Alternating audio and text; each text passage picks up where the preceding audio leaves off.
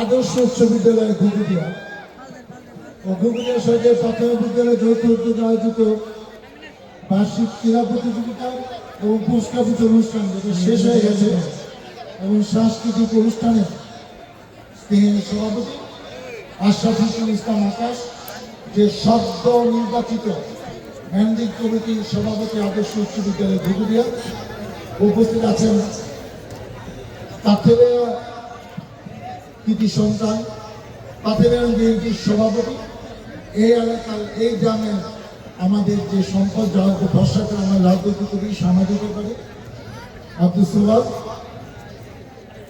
আমিনুল ইসলাম, যে সাধারণ সম্পাদক পাথেরিয়া ইউনিয়ন বিএনপি, উপস্থিত পাথেরিয়া বিএনপি ও অন্য সঙ্গে বিভিন্ন পদের নেতৃবৃন্দ, উপস্থিত সুধীমণ্ডলী, আসসালামু আলাইকুম। আমার বলার কিছু নাই, আমি শুধু আসছি এটা বলার জন্য, আমি যখন এমপি হয়েছিলাম 1996-এ, অনেক ছেলে এখানে আমি দেখে মনে হলো জন্ম হয় না। আবার 2001 সালে যখন আমি সেকেন্ড টাইম এমপি হলাম, তখনও অনেকে হয়তো এখানে জন্ম হয় না, আজকে এখানে এসছে। 16-17 বছর এলাকায় ছিলাম না, পালিয়ে ছিলাম। আমার নামে মাত্র 53টি মামলা আছে, আমি মাত্র 3 বার জেল কেটেছি। আমার বাবা 45 বছর অস্ট্রেলিয়া এবং পরবর্তী ইয়াল্পা ইউনিয়নে 1943 থেকে 88 সাল পর্যন্ত চেয়ারম্যান ছিলেন। পরে 79 সালে উনি ধানের শীষ মাকে নিয়ে আপনাদের ভোটে এই এলাকায় এমপি হন। আমার ছোট ভাই যে আজকে বার্ষিক পুরস্কার বিতরণ অনুষ্ঠানে ছিলেন, যার নাম মইনুদ্দিন বিপ্লব, সে ইয়াল্পা ইউনিয়নে পরপর 2 বার চেয়ারম্যান ছিলেন, 2003 সালে, 2008 সালে। পরবর্তীতে আপনাদের ভোটে সে ভাইস চেয়ারম্যান হয়েছে।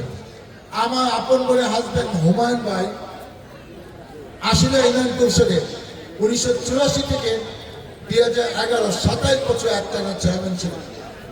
আমি মির্জাপুর ক্যাডেট কলেজ থেকে 1980 সালে ইন্টারমিডিয়েট পাস করেছি। আমি ময়মনসিংহ মেডিকেল কলেজ থেকে 1987 সালে এমবিবিএস পাস করেছি, bachelor of medicine, bachelor of surgery, যেটা ডাক্তারি বিদ্যার বেসিক জিডি বাংলাদেশে। তারপরে কয়েক বছর ট্রেনিং নিয়ে আমি 10 BCS পাস করে কিশোরগঞ্জ ইন্টারতে চাকরি করেছি মেডিকেল অফিসার হিসেবে। তারপর সাভার হেলথ কমপ্লেক্সের চাকরি করে সরকারের নিয়ম আছে, সংসদ নির্বাচনে অংশগ্রহণ করতে হলে পদত্যাগ করে মনোনয়নপত্র জমা দিতে হয়। আমি 96-এ রিজাইন করে তারপর আপনাদের ভোটে 2 বার পেয়েছিলাম। আমরা একটা রাজনৈতিক পরিবারের সন্তান, ইচ্ছা ছিল মানুষের পাশে অনেকদিন ভালোভাবে থাকবো। আমাদের শেখ হাসিনা থাকতে দেয় নাই, পালিয়ে আমাদের গুরুত্বপূর্ণ 15-16-17 বছর নষ্ট করে ফেলছে। তারপরও বিদেশে থাকার চিন্তা করি নাই।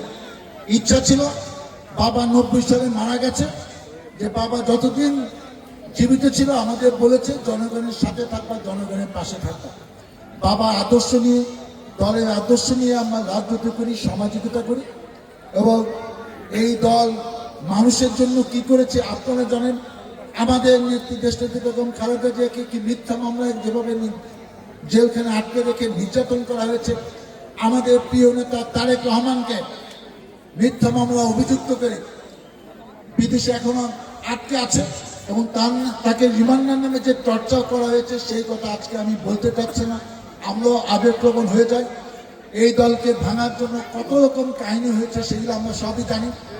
আমাদের হাজার হাজার নেতা কর্মীর নামে মিথ্যা মামলা, রিমান্ড, গুম, কোনো কিছু শেষ নাই।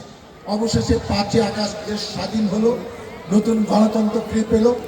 এই গণতন্ত্রের সাথে আমাদের মূল মন্ত্র হলো জনগণের ভোগান্তি যেন না হয়, সেটা আমাদের প্রিয় নেতা তারেক রহমান নির্দেশ দিয়েছেন।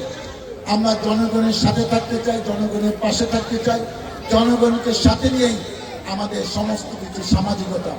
আমরা এটুকু বলতে চাই, যদি আল্লাহ সুযোগ দেন আপনাদের পাশে, আপনাদের সাথে থেকে যেন আমি আপনাদের খেদমত সেবা করতে পারি, মহান আল্লাহ তাআলা আমাকে যেন সেই তৌফিক দেন। আমরা আসছি আজকে আনন্দ করতে, বিনোদন করতে, আমার আর কিছু বলা নাই। ঘুঘুদিয়াবাসী ভালো থাকো। অনেকদিন এই মাঠে আসি না, আজকে অনেক মানুষকে দেখে, বিশেষ করে মহিলাদের দেশে আমি উৎফুল্ল। আগামীতে আরো বেশি বেশি করে আপনাদের পাশে আসবো, আমি আসবো, এই প্রত্যাশা ব্যক্ত করে আমি শেষ করছি। আল্লাহ হাফেজ। বাংলাদেশ জিন্দাবাদ।